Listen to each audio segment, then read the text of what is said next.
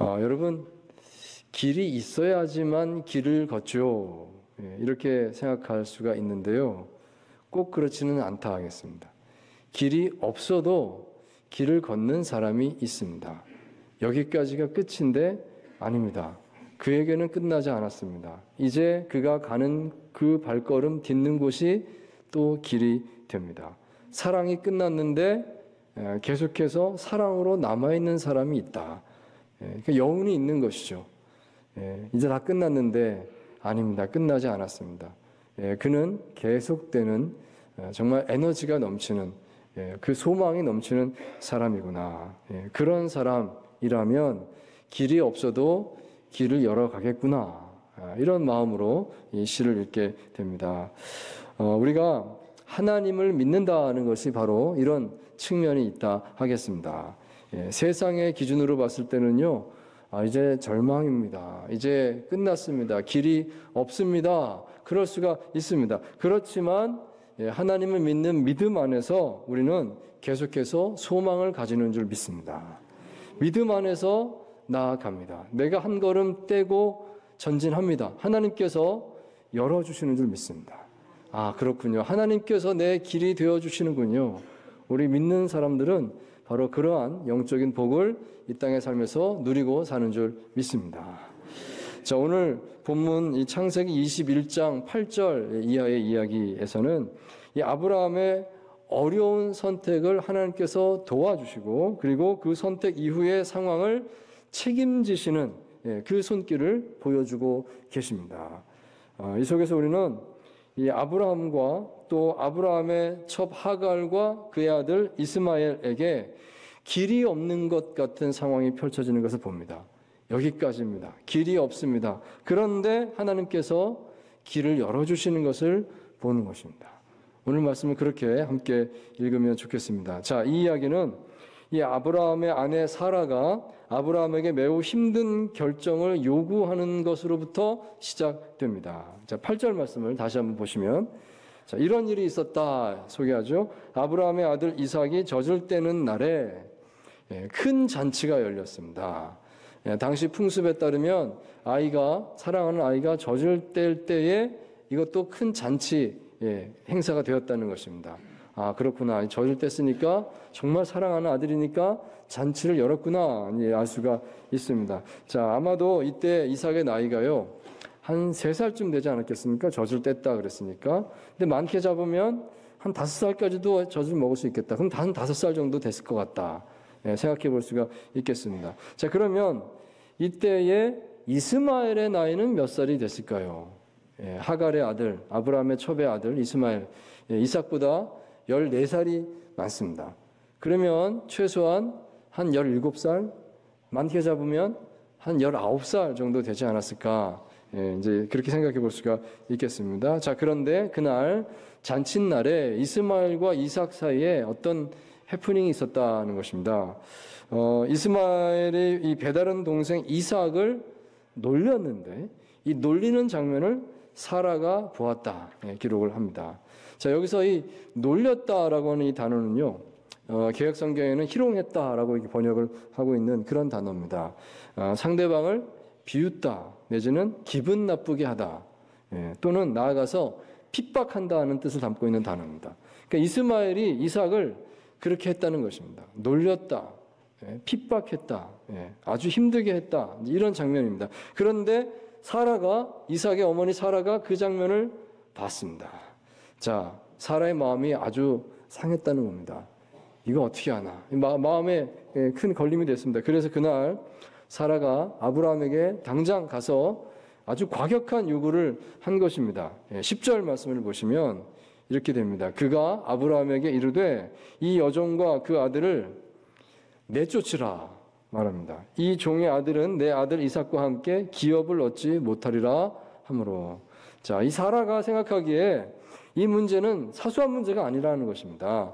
지금 아이들끼리 다퉜다, 애들 문제지 그 정도가 아니라는 거예요. 이게 지금 아이들 상황이니까 여기서 이렇게 끝났다고 하지만 앞으로 해가 갈수록 이건 큰 문제가 될 것입니다. 이제 상속권의 다툼이 일어나겠습니다. 이제 어른이 되면 이스마엘이 이삭을 어떻게 하겠습니까? 이런 생각까지 하게 된 것이죠. 자, 그래서 사라가 그날 아브라함에게 당장 요구했습니다. 지금 태도를 분명히 해주십시오. 어떻게 하시겠습니까? 요구했습니다. 내보내십시오. 이스마엘을 내보내십시오. 이렇게 말한 겁니다. 자, 여러분, 이 아브라함의 마음이 어땠을까요? 11절 말씀을 보시면 아브라함이 매우 근심했다라고 거기 기록을 하고 있습니다. 이 아브라함이 근심했다는 것은요, 그동안 이 아브라함의 마음 속에 이스마엘에 대한 애정이 컸구나 하는 것을 알려주는 것입니다.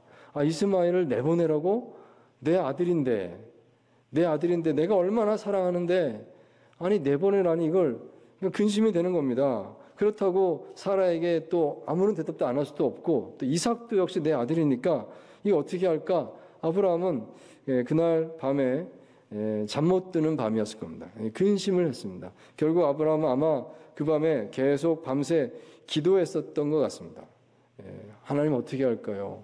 하나님께서 지혜가 되어주시고 하나님께서 이걸 좀 해결해 주십시오. 하나님 어떻게 할까요? 아브라함 계속 기도했던 것 같습니다. 자, 마침내 13절 말씀 한번 보시기 바랍니다. 함께 같이 읽도록 하겠습니다. 시작. 하나님이 아브라함에게 이르시되 내 아이나 내 여종으로 말미암아 근심하지 말고 사라가 내게 이른 말을 다 들으라. 이삭에게서 나는 자라야 내 씨라 부를 것임이니라. 그러나 여종의 아들도 내 씨니 내가 그로 한 민족을 이루게 하리라 하신지라. 아멘. 하나님께서 아브라함에게 응답을 하셨습니다. 그 밤에, 깊은 밤에 아니면 새벽에 언제 응답했는지 모르지만 하나님께서 아브라함에게 말씀을 하신 겁니다.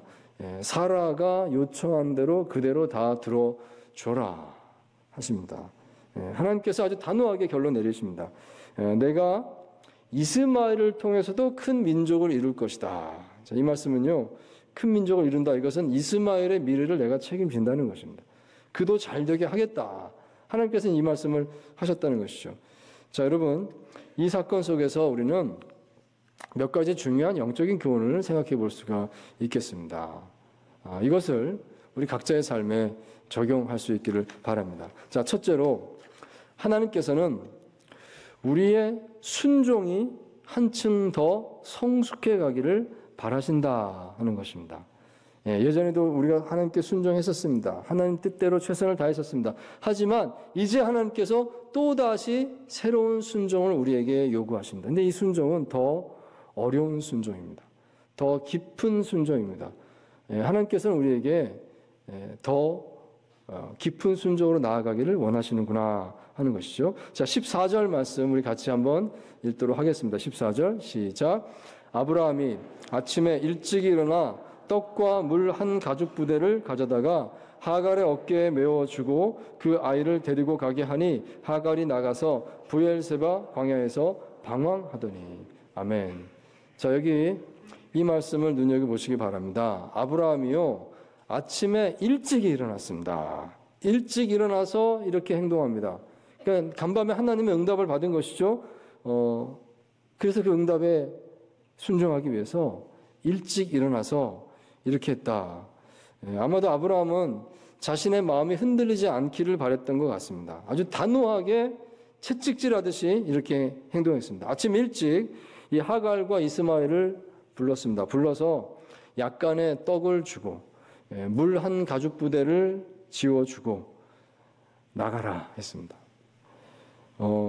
정말 충격적인 사건입니다. 이 하갈의 입장에서 한번 생각해 보십시오. 새벽에 잠도 덜 깼는데 갑자기 오라 그러더니 나가라. 집을 나가라. 정말 청천벽력 같은 소식 아니겠습니까? 어떻게 갑자기 이 아침에 이 새벽에 이게 무슨 일입니까? 그렇게 됐습니다. 당시에 이 한 가죽 부대는 얼만큼 들어갔을까? 한 12리터 정도 용량이 들어갔다고 합니다. 물 한 12리터하고 떡 조금하고 해서 내보낸 것이죠. 이 하갈과 이스마엘 두 명인데 이 두 명이서 이 정도의 이 물과 떡을 가지고서 나아가면 사흘을 버티기 힘들 것입니다. 이제 광야에 나가면 먹을 게 없지 않습니까? 누군가 도와주지 않으면 이들은 살 수가 없습니다. 죽는 겁니다. 그런 상황입니다. 하갈이 왜 몰랐겠습니까? 나가라 했을 때 이거는 죽으라는 말과 같구나. 그런 마음이 들었겠죠.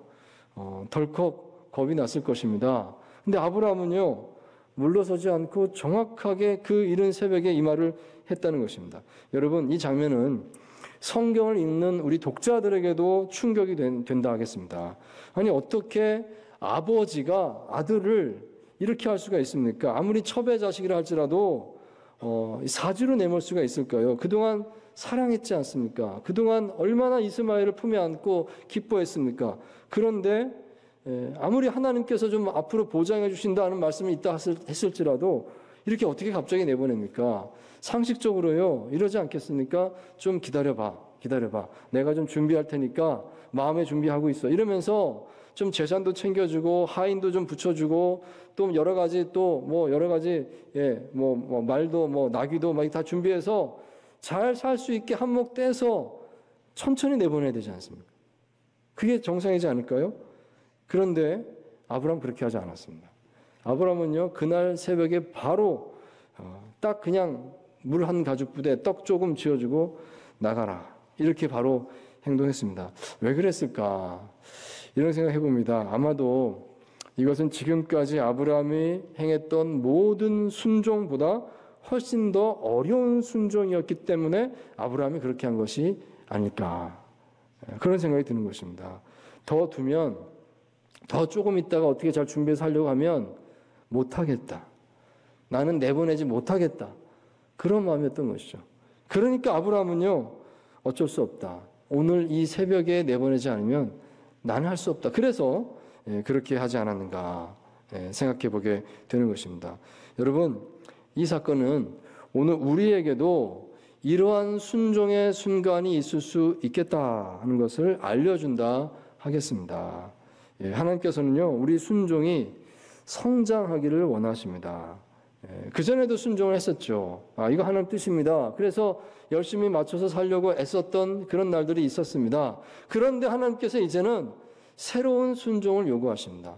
이번에는 어렵습니다. 잘 이해가 되지도 않는데 하나님이 그렇게 하라고 하시는구나, 그것을 경험할 때가 있겠구나 하는 것입니다. 자, 그런 상황이 어떻게 할까요? 그럴 때 순종하는 그 순종이 정말로 하나님 기뻐하는 순종이겠구나, 더 순종이 그렇게 성장해 나가야 되겠구나 하는 것을 오늘 말씀 속에서 우리가 본다 하겠습니다.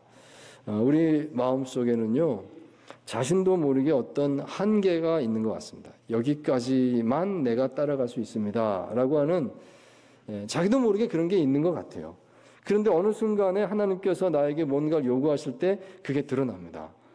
하나님, 내가 거기까지는 생각 안 했는데 하나님 왜 그거를 나에게 요구하시나요? 라고 그렇게 설 때가 있습니다. 그럴 때 어떻게 하시겠습니까? 순종해야죠. 순종이 성장하기를 바라신다, 이 마음을 우리가 가질 수 있기를 바랍니다. 저의 이야기를 잠깐 나누자면요, 어느 날 저에게는 교회를 개척하십시오라고 하는 그런 명령 앞에 섰을 때 그런 느낌을 받았었습니다. 야, 이거는 나의 한계를 넘어서는 거다. 전혀 생각한 적이 없거든요. 교회 개척? 그런 생각을 정말 꿈에도 해보지 않고 살았었습니다. 그때가 2019년 여름쯤이었는데 저는 오랫동안 비교적 안정적인 교회에서 충실하게 부교역자로서 사역을 잘 감당해 왔었습니다. 그러니까 이제 제 마음속에 그냥 당연하게 가지고 있던 생각이 다음 목회지도 이와 비슷한 환경에서 잘 섬기게 되겠지, 이런 기대를 가지고 있었던 것 같습니다. 그런데 어느 날 저에게 우리 교회가 이제 새로운 이런 교회 개척 프로젝트를 하려고 그랬는데 목사님이 좋겠습니다, 이렇게 이제 이야기가 오고 교회를 개척해야 되겠구나, 이런 상황이 저에게 뚝 떨어진 거예요. 저는 정말 낯설었습니다. 제가요? 개척이요? 교회를?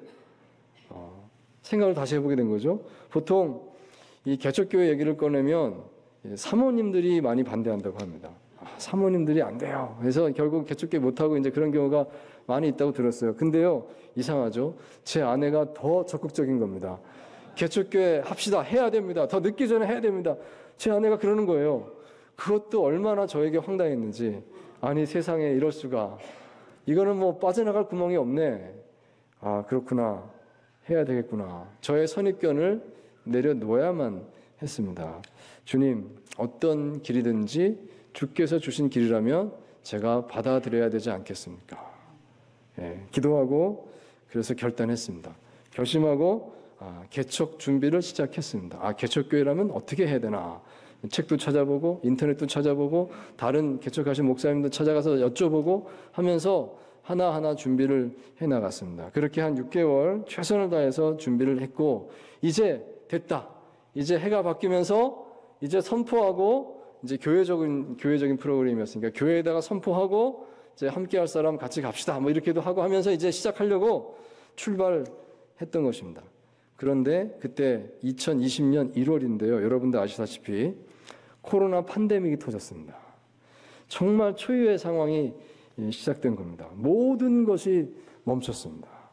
그러고 보니까 저도 멈추게 됐습니다. 멈출 수밖에 없잖아요. 어떻게 하지를 못하는, 정말 계산할 수 없는, 사람의 생각으로 전혀 완전히 200% 예상할 수 없는 상황이 저에게 떨어진 겁니다. 그 또한 저에게 더 어려운 순종을 요구했습니다. 주님께서 원하시면 다 그만두겠습니다. 주님의 뜻이라면 기쁘게 이제 목회를 그만두겠습니다. 다른 길로 가라는 뜻인가요? 이렇게 이제 기도를 하게 된 겁니다. 그렇게 기도를 하고요. 얼마 지나지 않아서 전혀 생각하지 못했던 정말 어렵고 힘든 곳에서 저에게 연락이 왔습니다. 거기는 뭐 어떻게 하지 못하는 곳입니다. 근데 어떻게 해보시겠습니까? 저의 마음은요 완전히 바닥 백지 상태니까 그 앞에서 뭐 생각해 보지 않았습니다. 감사합니다. 일하겠습니다. 가서 최선을 다했습니다. 정말 최선을 다했습니다. 그랬더니 오늘 지금 여기 와 있습니다. 오늘 지금 여기 와 있습니다. 저는 정말 하나님의 인도하심에 놀랐습니다. 그렇구나. 하나님께서 순종하는 자에게 길을 여시는구나.